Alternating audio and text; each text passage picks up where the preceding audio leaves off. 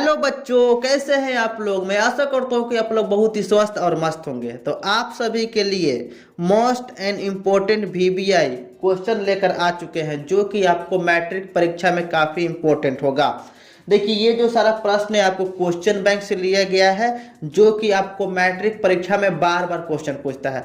अगर चाहते हैं कि एक मंथ में मैट्रिक परीक्षा कैसे तैयारी करें, मैथ का समझ में आपको नहीं आता है, कोई भी सवाल आपको समझ में नहीं आता है, तो जो जो हम आप वीडियो बता रहे हैं और जो जो क्वेश्चन को अपलोड कर रहे हैं आप उसको देख कर जाइए।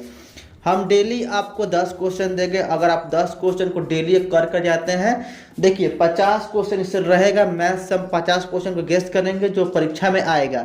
तो अगर 50 क्वेश्चन का आप लोग सही तरीके से आप लोग यूज कर लेते हैं, मतलब सही तरीके से पढ़ लेते हैं, तो वही आपको प्रश्न आएगा। तो डेली आपको 10 क्वेश्चन अपलोड होगा यूट्यूब पर, आप उसको देख कर जाइएगा। तो मात्र 5 दिन में आप मैट्रिक के में मैथ का क्वेश्चन को आप लोग सॉल्व कर लेंगे, ठीक ना। वैसे हो गया मैथ में 10 क्वेश्चन, वैसे हिंदी में 10 क्वेश्चन हो जाएगा, आपको एसएसटी में 10 क्वेश्चन हो गया। तो सबसे पहले हम लोग 10 क्वेश्चन अभी मैथ का देख लेते हैं, जो कि आपको मोस्ट इंपोर्टेंट वीबीआई में इंपॉर्टेंट क्वेश्चन होगा, ठीक ना। तो देखिए पहला क्वेश्चन है, ये जो क्वेश्चन है आपको 135 और 225 को यूक्लिड विभाजन एल्गोरिथम का प्रयोग करके एचसीएफ निकालिए, ठीक ना। ये क्वेश्चन आपको बार बार कई बार क्वेश्चन पूछा जाता है, ठीक ना। तो ये आप लोग इसको याद रखिएगा, ठीक ना। तो इसको लिखेंगे सबसे पहले हल। क्या लिखेंगे? हल। यहाँ पर बताइए 225 और 135 में 225 क्या है? 12 है। तो इसको हम ऐसे घुमा लेंगे, 12 का साइन दे देंगे और यहाँ पर 135 लिख देंगे, ठीक ना। 135 225 को एचसीएफ देखिए हम लोग कैसे निकालें, यूक्लिड विभाजन परिमेयिका का प्रयोग करके। तो यहाँ पर लिखेंगे यूक्लिड विभाजन एल्गोरिथम बोल सकते हैं, या आप परिमेयिका बोल सकते हैं, ठीक ना। दोनों में से आप कोई भी आप एक नाम बोल सकते हैं।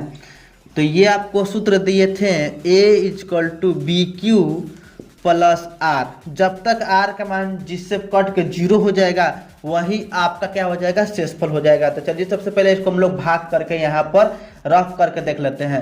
तो यहाँ पर 135 को इधर लिखेंगे और 225 को हम क्या करेंगे? इधर लिखेंगे। तो 135 है, यहाँ पर अगर 2 बार करते हैं तो 270 हो जाएगा। यहाँ पर 225 है, तो हम यहाँ पे एक बार इसको कटाते हैं, एक बार में।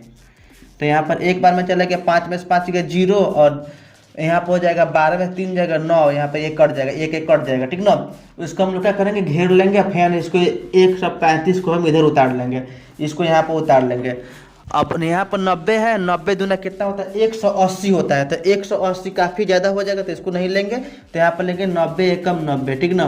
तो यहाँ पर 5 में 0 जाएगा तो 5 हो जाएगा, 13 में से 4, 13 में से 9 हो जाएगा तो आपका क्या हो जाएगा? 4। फिर इसको घेरेंगे, फिर इसको उतार लेंगे। तब 45 दूना क्या होता है? 90। 45 दूना क्या होता है? 90। तो यहाँ पर आपका शेषफल क्या बच जाएगा? 0 बच जाएगा। शेषफल क्या हो जाएगा आपका? 0। तो इसी को आपको क्या करना है? यूक्लिड विभाजन एल्गोरिथम पर सजा देना है। तो यहाँ पर सबसे पहले बीच वाले को हम लोग क्या बोलते हैं? ए बोलते हैं। क्या बोलते हैं? इसको ए बोलते हैं। तो यहाँ पर सबसे पहले लिखेंगे 225 इजकल टू, इसको क्या बोलते हैं? बी बोलते हैं। इसको क्या बोलते हैं? क्यू बोलते हैं। तो बी लिख देंगे यहाँ पर 135 गुने, इसको यहाँ पर गुना कर देंगे 1, और शेषफल कितना बचा है? 90 बचा है, आर, यानी यहाँ पर 90 लिख देंगे, ठीक ना। यहाँ पर देखिए शेषफल का मान क्या है? 0 नहीं आया, लिख देंगे आर इजक्वल टू नॉट 0 अभी हुआ है, ठीक ना। नेक्स्ट लिखेंगे 135 इधर वाला लिखेंगे, 90 में 1 से गुना हुआ, तो यहाँ पर 90 लिख देंगे और यहाँ पर 1 कर देंगे। शेषफल कितना बचा है? 45। यहाँ पर आप लोग सही समझे, इसको सबसे पहले इधर लिखेंगे, उसके बाद 90 वालों को यहाँ पर, फिर यहाँ पर जो 1 है इसमें मल्टीप्लाई कर, 90 इसको 1 से मल्टीप्लाई कर देंगे, इसको जोड़ देंगे। इसको आगे लिखेंगे और इसको इसमें गुना करके इसको करेंगे, जोड़ देंगे। फिर इसको पहले क्या करेंगे? आगे लिखेंगे। यहाँ पर भी आर का मान क्या आया? 0 नहीं आया। फिर इसको क्या करेंगे? हम आगे लिखेंगे। 90 को हम क्या करेंगे? आगे लिखेंगे, और यहाँ पर 45 को उसके बाद 45 में क्या करेंगे? 2 से गुना करेंगे, और यहाँ पर शेषफल का बच जाएगा 0। तो यहाँ पर देखिए शेषफल आर का मान क्या हो गया? 0। तो जिससे पूरा पूरा कट जाएगा वही आपका क्या हो जाएगा? एचसीएफ हो जाएगा। यहाँ पर लिख देंगे, चूंकि HCF is equal to 45। I hope आपको ये प्रश्न समझ में आ गया होगा। तो हम नेक्स्ट प्रश्न की ओर आगे बढ़ते हैं। 2 नंबर क्वेश्चन देखिए, 2 नंबर। इसको आप लोग स्क्रीनशॉट कर लीजिए, हट जाते हैं, स्क्रीनशॉट कर लीजिए। तो चलिए अब हम लोग देख लेते हैं 2 नंबर क्वेश्चन। क्या लिख देते हैं? 2 नंबर क्वेश्चन लिखेंगे सबसे पहले हल। क्या लिखेंगे? हल। 510 को आपको सबसे पहले क्या करना पड़ेगा? तोड़ना पड़ेगा। तो 510 को आपको 2 बार में तोड़ते हैं 2 के टेबल से, तो 4 आपको 2 बार में चल जाएगा, एक हाथ में तो 11 हो जाएगा। 10 आपको चल जाएगा 5 बार में, फिर 10 आपको 5 बार में चल जाएगा, ठीक ना। फिर इसको हम लोग कटाएंगे, ये आपको 5 2 के टेबल से 3 के टेबल से कटेगा, ठीक ना। तो 3 के टेबल से आपका 24 हो जाएगा 8 बार में, और 15 यहाँ पर कितना बचेगा? 15 आपको हो जाएगा 5 बार में। फिर इसको हम लोग कितना के टेबल से कटाएंगे?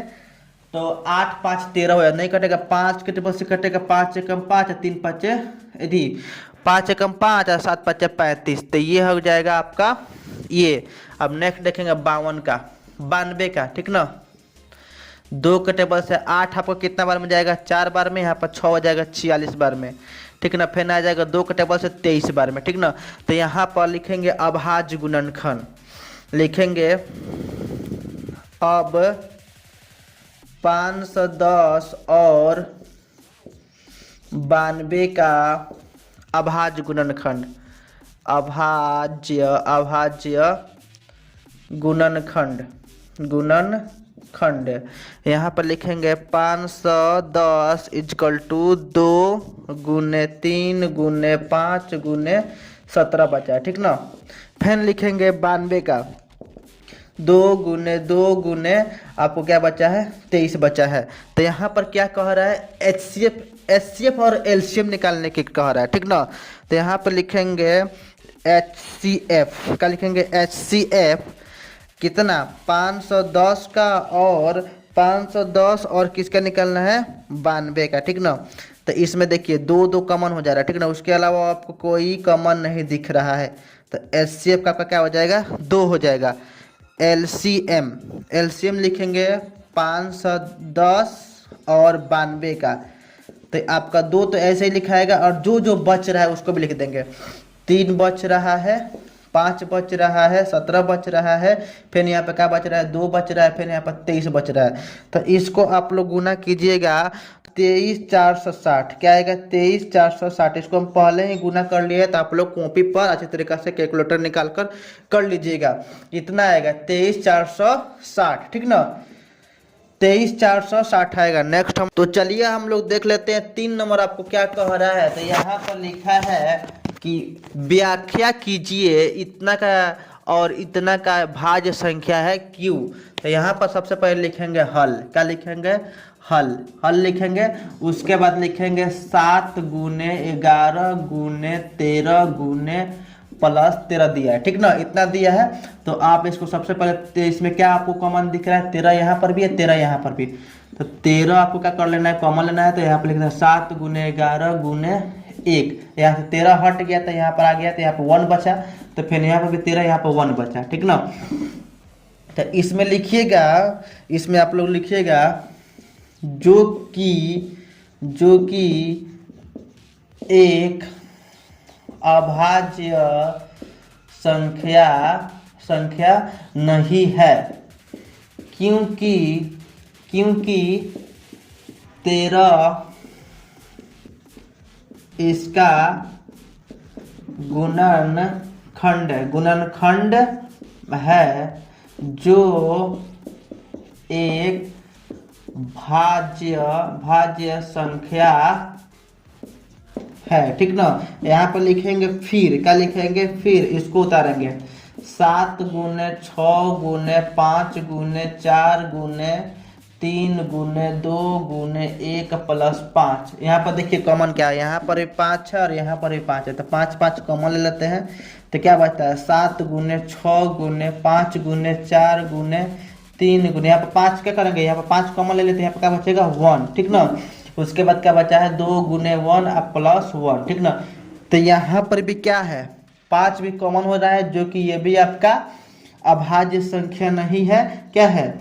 अभाज्य संख्या नहीं है। यह क्या है? यह भाज्य संख्या है। क्या है? भाज्य संख्या है, क्योंकि लिख देंगे, क्योंकि 5 इसका गुणनखंड है, ठीक ना, गुणनखंड है। इसको आप लोग को भी परिचित तरीका से लिख लीजिए और इसका स्क्रीनशॉट कर लीजिए। हम हट रहे हैं अभी, इसका स्क्रीनशॉट कीजिए, फटाक देना। तो चलिए अब हम लोग देख लेते हैं क्वेश्चन नंबर 4 को, ठीक ना। क्वेश्चन नंबर 4 में भी क्या किया है, 6, 72 और 120 का क्या करना है, आपको एलसीएम और एचसीएफ निकालना है, ठीक ना। वो भी किससे निकालना है, अभाज्य गुणनखंड विधि से, ठीक ना। सबसे पहले लिखेंगे हल। 6 का अगर फैक्टर करते हैं तो 2 बार में जाएगा तो 3 बार में जाएगा। 72 का फैक्टर करते हैं 2 के टेबल से 6 3 बार में जाएगा, 36 बार में जाएगा, ये 18 बार में चल जाएगा। फिर आपको ये 9 बार में चल जाएगा, फिर आपको 3 बार में चल जाएगा, ठीक ना। 120 को कटाते हैं, 120 आपको कितना बार में चल जाएगा, 60 बार में चल जाएगा। ये आपका 30 बार में चल जाएगा, ये आपको 15 बार में चल जाएगा, और ये 3 के टेबल से आपका 5 बार में चल जाएगा। तो यहाँ पर लिखेंगे अब अभाज्य गुणनखंड से एचसीएफ निकालना, ठीक ना, एलसीएम एचसीएफ निकालना है। तो यहाँ पर लिखेंगे 6 = 2 गुने 3, 2 गुने 3, और लिखेंगे 72 = 2 गुने 2 गुने 2 गुने 3 गुने 3, यहाँ पर है, ठीक ना। और 120 = लिखेंगे आपको 2 गुने 2 गुने 2 गुने 3 गुने 5। तो क्या निकालने के लिए कह रहा है, एलसीएम और एचसीएफ। तो यहाँ पर लिखेंगे एचसीएफ 6, 72 और 120। तो यहाँ पर देखिए कॉमन हो रहा है, यहाँ पर 2 2 क्या है, कॉमन हो जा रहा है, ठीक ना। तो यहाँ पर 2 कॉमन हो जा रहा है, तो इसको 2 लिख देते हैं। उसके बाद और कोई कॉमन नहीं है, यहाँ पर 3 है, हाँ यहाँ पर 3 भी कॉमन हो जा रहा है, ठीक ना। यहाँ पर भी 3 आपका कॉमन हो जा रहा है, ठीक ना। तो ये भी आपका क्या हो गया, कॉमन हो गया। तो यहाँ पर क्या लिख देंगे 3। तो जो जो कॉमन होगा उसके अलावा आप कोई कॉमन नहीं हो रहा है, ठीक ना। तीनों में देखना है, एचसीएफ में क्या करना है, तीनों में देखना है कॉमन, जो जो कॉमन हो रहा है। तो यहाँ पे इसका क्या हो जाएगा, एचसीएफ 6। उसके बाद क्या निकालना है, एलसीएम 6, 72 और 120 का, ठीक ना। तो यहाँ पर तो 2 गुने 3 ऐसे ही लिखा जाएगा। अब जो जो बचा है, 2 बचा है, 2 बचा है, 3 बचा है, 2 गुने 2 गुने 3 हो गया, ठीक ना। उसके बाद यहाँ पर भी 2 बचा है, तो 2 गुने 2 गुने, और यहाँ पर क्या बचा है, 5 बचा है। तो इसको आप लोग सॉल्व करेंगे तो कितना आ जाएगा, 360, ठीक ना। कितना आएगा, 360। तो यहाँ पर एचसीएफ और एलसीएम निकल गया। एलसीएम कितना आया, 6, और एचसीएफ कितना आया, 360। तो बस इतना ही रहने देंगे, आंसर हो गया। अब नेक्स्ट आगे बढ़ते हैं नेक्स्ट सवाल की ओर। देखिए यहाँ पर 5 नंबर क्या कह रहा है, 5 नंबर, ठीक ना। इसको देख रहे रिकॉर्डिंग हो रहा है कि नहीं, रिकॉर्डिंग हो रहा है। 5 नंबर देखिए क्या कह रहा है, इतना का एचसीएफ दे दिया है और इतना का एलसीएम निकालना है। इतना का दोनों का एलसीएम एचसीएफ दे दिया है 9, इसका एलसीएम निकालना है। तो सबसे पहले लिखेंगे हल। क्या लिखेंगे, हल। लिखेंगे 2 संख्याओं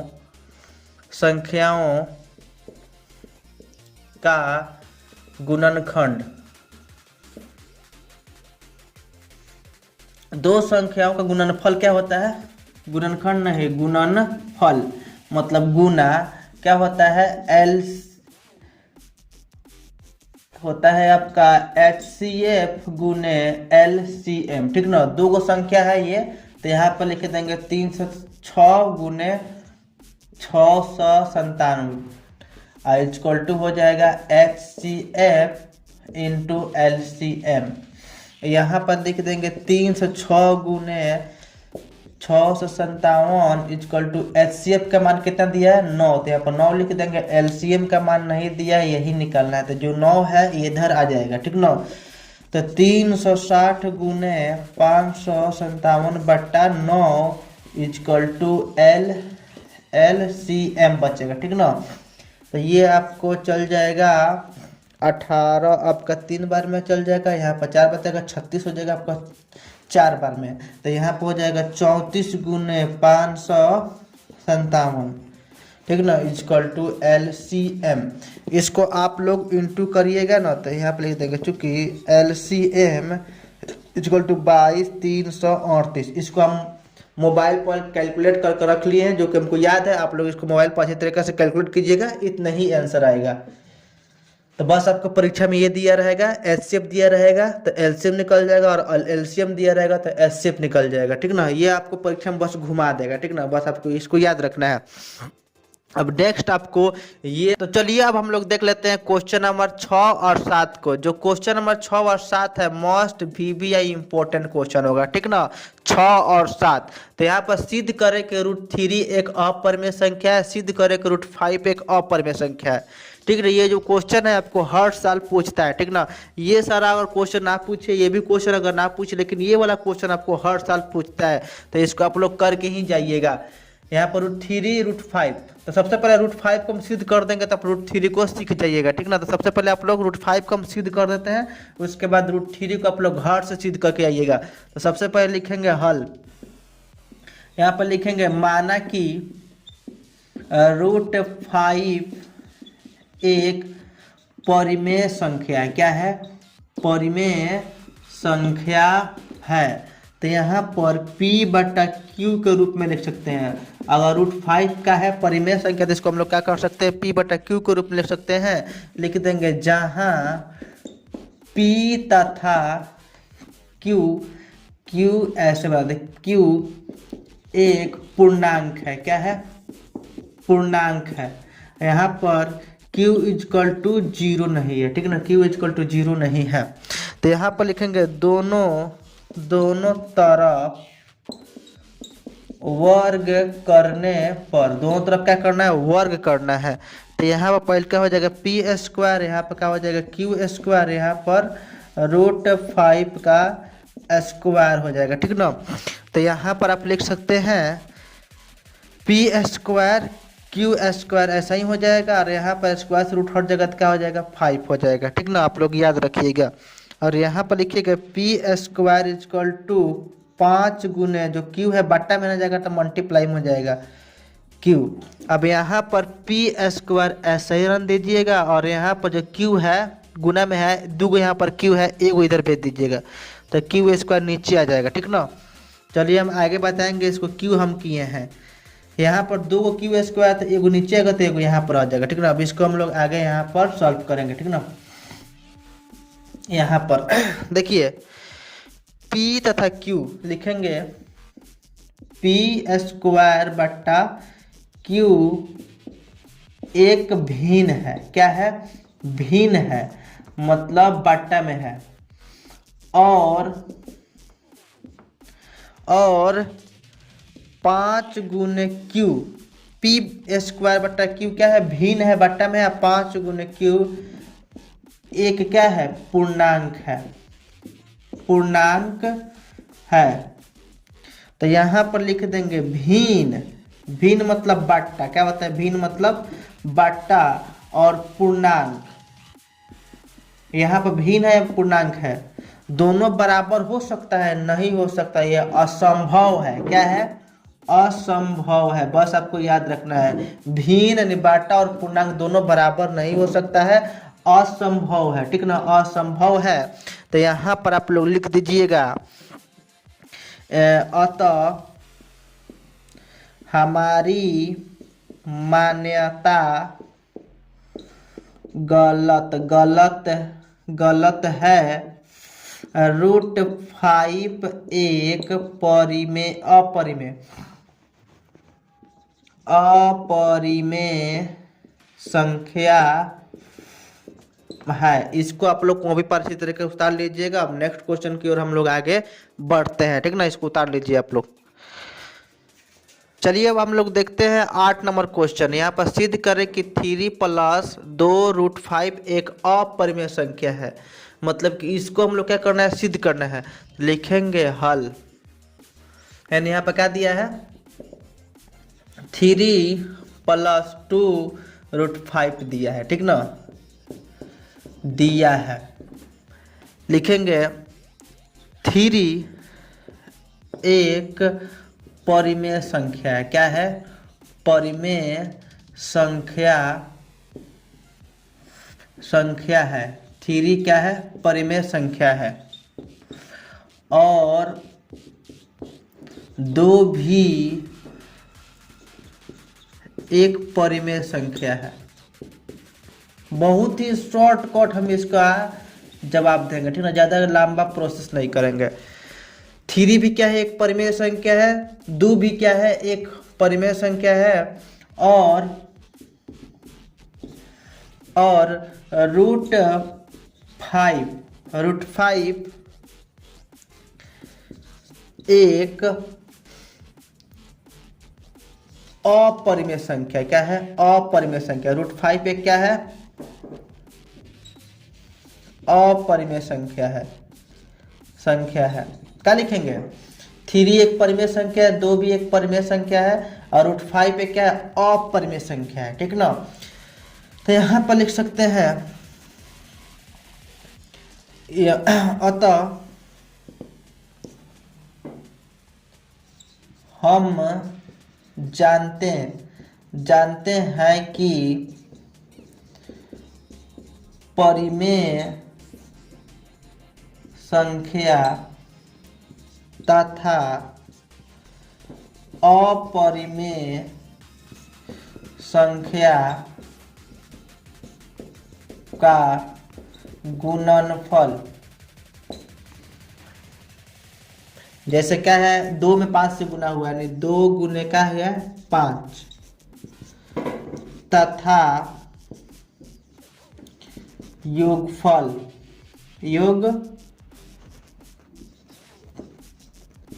यानी 3 प्लस 2 रूट 5। यहाँ पर देखिए, यहाँ पर 2 में इस 5 से गुना हुआ है तो यहाँ पर गुणनफल लिख देंगे, और 2 प्लस इसको जोड़ा गया है तो योगफल लिखेंगे। हम जानते हैं कि परिमेय तथा अपरिमेय संख्या का गुणनफल तथा योगफल अपरिमेय संख्या ही होता है। क्या होता है? अपरिमेय संख्या होता है। लिख लेंगे, इसलिए 3 प्लस 2 रूट 5 एक अपरिमेय संख्या है, ठीक ना। आई होप इतना आसान जवाब किसी ने नहीं दिया होगा। बहुत ही शॉर्टकट, खाली लैंग्वेज में इसको लिख देना, ज़्यादा सॉल्व नहीं करना, ठीक ना। अब इसको देखिए, 1.8 पर रेखरिंग है तो इसको P/Q के रूप में लिखना है, और इसको भी बहुत ही आसान शॉर्टकट तरीका से आप इसको सॉल्व कर सकते हैं। यहाँ पर लिखेंगे,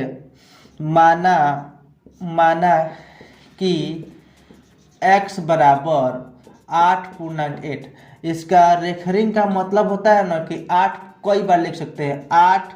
1.1 लिख दिया, 8 8 8 8। इसको आप लोग कई बार लिख सकते हैं। जिस पर रेखरिंग दिया रहेगा, जैसे मान लो 8 5 पर रेखरिंग दिया है और यहाँ पर कुछ भी संख्या दिया है तो ठीक ना, इसको हम ऐसे लिख सकते हैं, 2 8 5 8 5 8 5। बार जिस पर जितना बार रेखरिंग दी उसके उतना बार हम लिख सकते हैं, ठीक ना। ये हो गया कुछ रूल, ठीक ना। यहाँ पर 1 पर रेखरिंग दिया तो इसको 10 से गुना करेंगे। अगर मान लीजिए तो कुछ दे दिया 48 पर 2 पर, इसमें 100 से गुना होगा, ठीक ना। 1 पर रेखरिंग दिया तो 1 से 10 से गुना होगा, और यहाँ पर अगर 2 पर दिया तो 100 से गुना होगा, ठीक ना। तो इसमें हम लोग किससे गुना करेंगे? 10 से गुना करेंगे। लिखेंगे, दोनों तरफ 10 से गुना करने पर, इसको आप लोग इक्वेशन 1 मान लीजिए, करने पर। तो यहाँ पर 10 से इसमें गुना करेंगे तो 10x हो जाएगा, इक्वल टू इसमें 10 से गुना करेंगे तो 18.88 हो जाएगा, ठीक ना। ये जो 8 है ना, यहाँ पर घसक जाएगा, आगे घसक जाएगा, मतलब कि दशमलव के बाद लग जाएगा। 10 इसमें गुना का 10x हो जाएगा, और इसमें अगर 10 से गुना करेंगे तो 8 इसके बगल में चल जाएगा, ठीक ना। तो इसको भी हम लोग इक्वेशन का मान लेंगे 2 मान लेंगे, ठीक ना। तो यहाँ पर लिखेंगे, समीकरण 2 में से समीकरण क्या करना है? 1 को घटा लेना है। क्या करना है? 1 को घटा लेना है। इस समीकरण 2 को उतारेंगे और इसको 1 को घटा लेंगे। तो यहाँ पर 10x minus 10x equal to 18.888 दिया है, ठीक ना। यहाँ पर दे दिया है मान लिए, और यहाँ पर दिया है x इजकल टू दिया है 1.8888, ठीक ना। इस तरह दिया है, डाटा डैश लिख सकते हो। और यहाँ पर क्या करेंगे, घटाएंगे तो 10 गो x में से एगो चल जाएगा तो कितना बचेगा, 9x बचेगा। और यहाँ पर सब क्या हो जाएगा, 8 में से आगे 0, 8 में से आगे 0, सब 0 हो जाएगा। तो यहाँ पर 18 में से एक जगह तो कितना बचेगा, 17 बचेगा, ठीक ना। तो यहाँ पर x इजकल टू 17 बट्टा क्या हो जाएगा, 9। यही जो होता है ना 17/9, ये क्या है आपका P/Q के रूप में है, ठीक ना। लिख देंगे अतः 17/9 P/Q के रूप में है। इसको डिवाइड कीजिएगा ना इसको तो इतना ही आंसर आएगा, ठीक ना। आई होप ये आपको प्रश्न समझ में आ गया हो गया। तो ये जो क्वेश्चन है बहुत ही मोस्ट इंपोर्टेंट PBI है, तो इसको हम सॉल्व कर लेते हैं। कह रहा है दर्शाइए कि धनात्मक विषम पूर्णांक इतना इतना के रूप में हो सकता है, ठीक ना। ये आपको प्रश्नावली 1.1 का क्वेश्चन है। तो चलिए इसको लिखेंगे। माना कि कोई धनात्मक पूर्णांक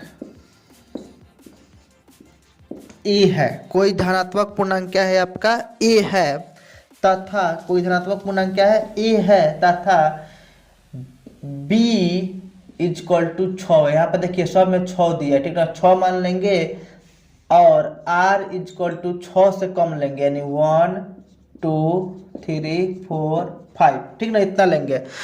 यहाँ पर देखिए 6 दिया है ना सब में, तो इससे हम 6 से कम लेते हैं r का मान, ठीक है ना। r का मान का लेंगे 6 से कम लेंगे। यहाँ पर b के मान का मान लेंगे 6, जितना दिया है उतना 6 लिख देंगे, बस आपको इतना याद रखना है।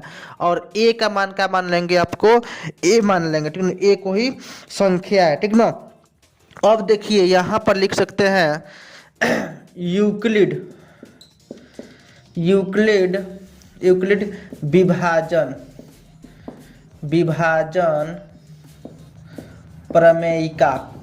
प्रमेयिका से क्या बताए थे। यूक्लिड विभाजन प्रमेयिका a is equal to BQ plus R, ठीक ना। तो यहाँ पर a ऐसा ही रहेगा, ठीक ना। और यहाँ पर b के जगह पर क्या रखना है, b की जगह पर आपको 6 रखना है, तो 6 रख देंगे। q ऐसा ही रहेगा और r के जगह पर आपको क्या रखना है, सबसे पहले 1 रखना है। क्या रखना है, 1 रखना है।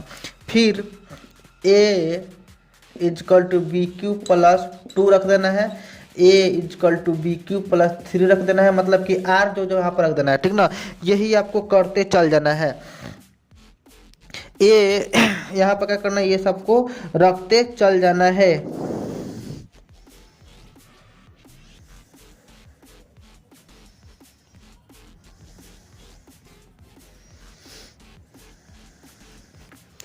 ये सब आपको रखते चल जाना है। a is equal to QR plus 4, a is equal to Q plus 5, मतलब 5 तक आपको रखना है इस मान, ठीक ना। यहाँ पर 0 से भी 0 भी रख सकते हैं तो कोई दिक्कत नहीं है, नहीं r इजक्वल टू 0 भी रख सकते हैं। यहाँ पर रख देखा, अगर a is equal to Q plus 0 रखते हैं तो आपको क्या हो जाएगा, 6Q आ जाएगा। तो यहाँ पर देखिए शॉर्टकट, अगर एक यहाँ पर 6 है और यहाँ पे क्या है, एक है 7, इसको जोड़ेंगे तो कितना आ जाएगा, 7 आ जाएगा, ठीक ना। इसको जोड़ेंगे तो कितना आ जाएगा, 8 आ जाएगा। तो 7 आपका क्या है, विषम पूर्णांक है। और ये क्या आपका हो जाएगा, 9 हो जाएगा। ये आपका कितना हो जाएगा, 10 हो जाएगा। तो ये आपका विषम पूर्णांक हो जाएगा, आपका ये हो जाएगा आपका 11। तो ये आपका विषम पूर्णांक हो जाएगा। तो इसमें 3 आपका क्या है, विषम पूर्णांक है। तो लिखेंगे a का मान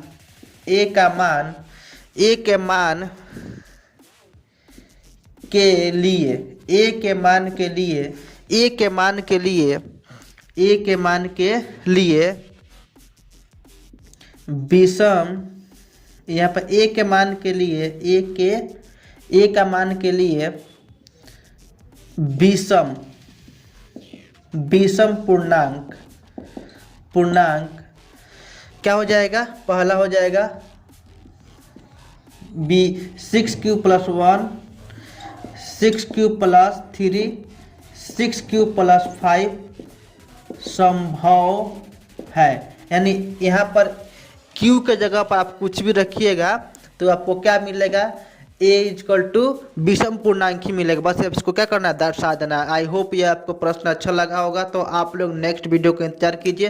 ये 10 क्वेश्चन आपको हम कंप्लीट करवा दिए हैं, आप इसको कॉपी पास इस तरीके से लिख दीजिएगा और नेक्स्ट वीडियो देखना मत भूलिएगा, प्ले लिस्ट में पड़ा हुआ है।